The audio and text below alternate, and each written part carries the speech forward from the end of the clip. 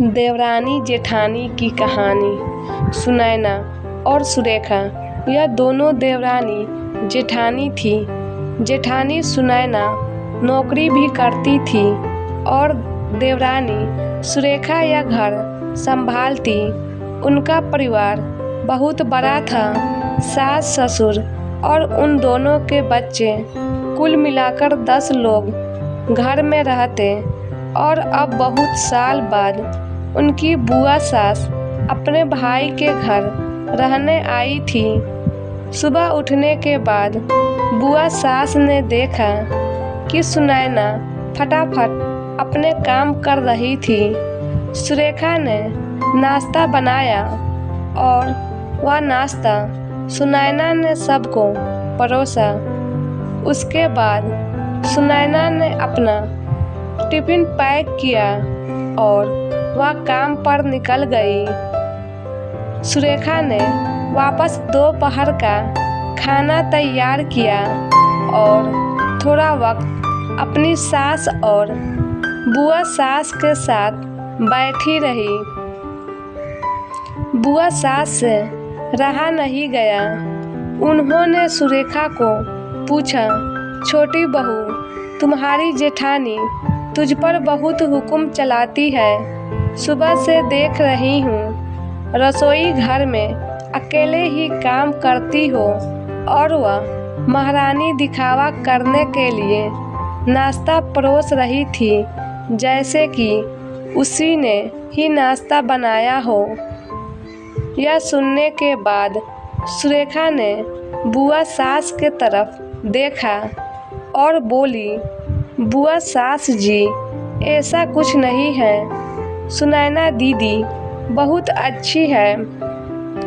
बुआ सास बोली, तुम बहुत भोली हो सुरेखा, मुझे सब समझ में आता है। मेरे बाल धूप से सफ़ेद नहीं हुए हैं। सुरेखा से अब नहीं रहा गया। वह बोली, ऐसा नहीं है बुआ जी, आपको सुनैना दीदी ने सबको नाश्ता परोसा वह दिखा, पर आपको यह नहीं दिखा कि दीदी ने मुझे ज़बरदस्ती सबसे पहले नाश्ता करने दिया और चाय भी दी। वह रोज़ मुझे ऐसे सबसे पहले ही नाश्ता दे देती है, नहीं तो सबके लिए नाश्ता करते करते मैं खुद के लिए नाश्ता बनाना भूल जाऊंगी। दीदी मेरी कितनी चिंता करती है। दीदी सुबह जल्दी उठकर मंदिर साफ करती है, फूल सजाकर रखती है और मुझे उनके 1 घंटे बाद उठने के लिए कहती है। शाम को आते समय बाजार से सब्जी भी लेकर आती, क्योंकि हमारे मिस्टर रात को देर से आते हैं और मम्मी जी को सुनैना दीदी ने बाजार में जाने को मना किया है, क्योंकि अब उनकी उम्र 60 साल से ज़्यादा हो गई है। बाजार में जाते समय उनको तकलीफ़ होगी, उनके पैर बहुत दुखेंगे। कभी उनको बाहर घूमने का मन हुआ तो सुनैना दीदी छुट्टी लेकर उनको घुमाने ले जाती है।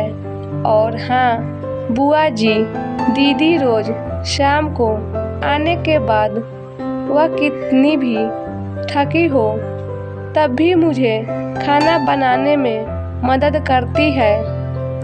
वह मेरी बड़ी जेठानी ज़रूर है, पर मुझे अपनी छोटी बहन ही समझती है और मैं उनको अपनी बड़ी बहन समझती हूँ। यह सब सुनकर बुआ सास एकदम चुप हो गई। उनकी चुगली सुरेखा के आगे टिक नहीं पाई। शाम को सुनैना सब्जी की थैली सुरेखा के पास देते हुए बोली, सब्जी के साथ तुम्हारे मनपसंद लेखक की किताब भी उसमें है। यह सुनकर सुरेखा खुश हो गई। सुनैना को थैंक यू बोलकर सब्जी की थैली किचन में रखकर वह अपने रूम में चली गई। उतने में बुआ ने सुनैना को आवाज दी, बड़ी बहू जरा आना। वह बोली, सुनैना तू इतनी मेहनत करके पैसे कमाती है और ऐसे फालतू में किताब खरीदी करके मुफ्त का खर्चा करती हो, वह भी अपनी छोटी देवरानी के लिए। वह ऐसे भी घर में बैठकर करती क्या है?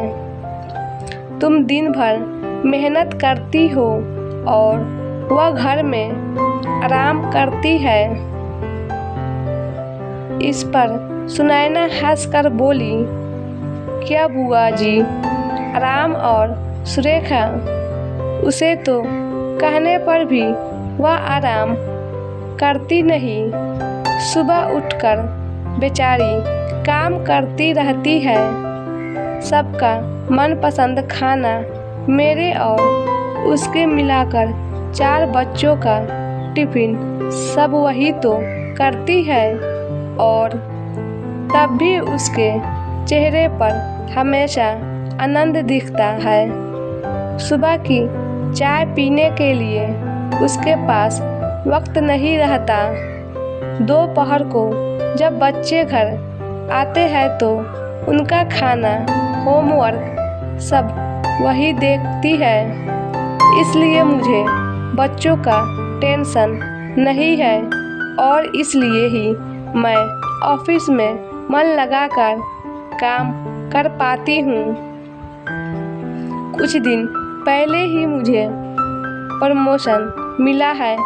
इसके अलावा मम्मी जी और पापा जी की दवाइयाँ कभी ख़त्म हो गई और कभी लाने की हो तो वही ध्यान में रखती है।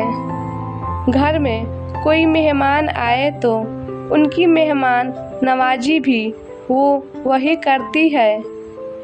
बुआ जी, घर और बच्चे संभालना छोटी बात नहीं है। इतना सब सुनकर बुआ जी उनकी तो बोलती ही बंद हो गई। सुनैना कभी कोई शिकायत नहीं करती है। वह सब काम कर लेती है। वह सिर्फ पढ़ना पसंद करती है। फिर मैं मेरी छोटी बहन के लिए इतना नहीं कर सकती। मैं नहीं करूँगी तो फिर कौन करेगा? इतना बोलकर सुनैना अपने रूम में चली गई। यह सब बोलना सुनैना की सास पीछे खड़े होकर सुन रही थी।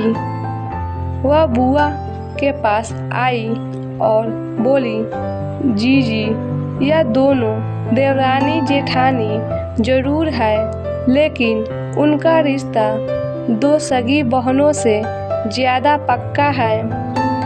मेरे घर की मजबूत दीवारें हैं यह दोनों। पहले मैं भी एक बुरी सास थी। हमेशा इन दोनों में झगड़ा लगाने का प्रयास करती थी, पर यह दोनों के प्यार के आगे मैं भी हार गई। वैसे भी झगड़ा लगाकर नुकसान तो हमारे ही घर का होगा ना। पर यह बात बुआ को समझ में नहीं आई। रुदन करते हुए कमरे से बाहर चली गई, क्योंकि उन दोनों में झगड़ा लगाने के लिए ही आई थी।